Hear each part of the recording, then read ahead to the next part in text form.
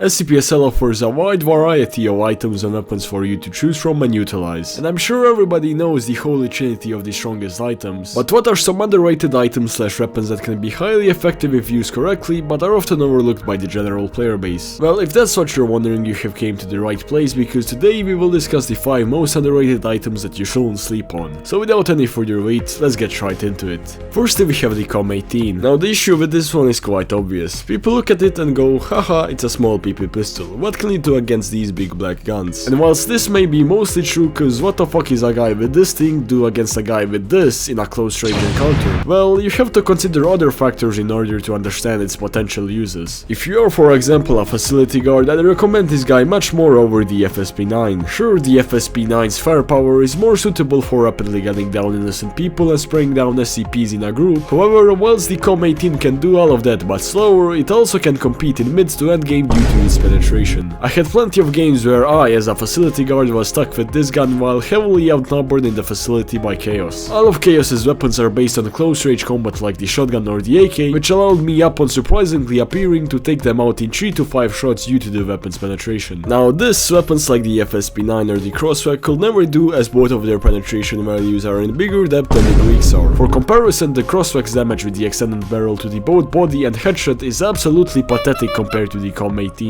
That is, if we don't talk about the heavy armor where you have to hit a person 10 times in the body or 5 times in the head compared to the COM-18's 5 body shots and 3 headshots. Now of course, I'm not saying that this gun is completely better than any of these guns, as SCP SL is a very situational game. But when mastered, the COM-18 is much better for fighting humans than these two guns and can be often a real beast on the battlefield if used smartly. So yeah, give this guy a chance. Next we have the SCP-018, or well, the balls. And yes, I know that this item, whenever found in the facility, is almost always taken and used, but I am referring to the underrated tactical value of the SCP. I bet that 90% of times this ball is found by some barely functional 3 IQ 5 playtime NPC that throws it into a completely random hallway and is like hahaha so funny. But even in the SCP SL loading tips, it's said that the ball can be used for blocking of corridors, since if any poor soul is unfortunate to go through a corridor where this guy is bouncing, they will regret being born. This is extremely useful if you want to prevent a large number of players rushing you while you snipe them from a distance, especially in gate B or A, since if you close the gate, that place becomes a dead zone, especially if you combine it with SCP-244. Like, ain't no amount of players from any spawn wave surviving that, and even if they do, there'll be no match for your team waiting outside. Another good combo you can use with this is the Ghost Light. Throw the ball as you're being chased and then quickly lock the area it is in with the Ghost Light. There's a high chance that the SCP stuck in there will be freed fastly as the ball breaks the doors in the process, but they'll certainly get hit a few times, which is enough to force them to slow down and regen, unless they wanna get executed. Oh, and did I even mention that if you catch an SCP off guard in an elevator with this thing, there's a 90% chance they'll never make it out. Well, neither will you, but oh well, sometimes you gotta take one for the team. Next we have the flashbang. Even though I see it used more commonly, it's not nearly enough as it should be used. What if I told you no matter what you are facing, you can avoid it with one simple grenade? Well, maybe not anything, but losing major swarms of SCPs or hostiles can easily be done by timing it right. It's best to do it right after turning a corner so the people chasing you have no way of expecting or preparing for it. It usually blinds everybody for 5 seconds, but it depends how directly did they look at the grenade. After the 5 seconds of absolute eye burning, you get a vision that looks like if somebody pissed directly in your eyes. Sure, it might not be as effective as a frag grenade when solo guarding elevators, but get a few people with good guns and throw a flashbang and the results will be exactly the same. This grenade can just be a complete joker card when you're surrounded in a room with only one entrance. There's been endless times where I have managed to escape a seemingly doomed situation just because, well, my enemies couldn't fucking see shit.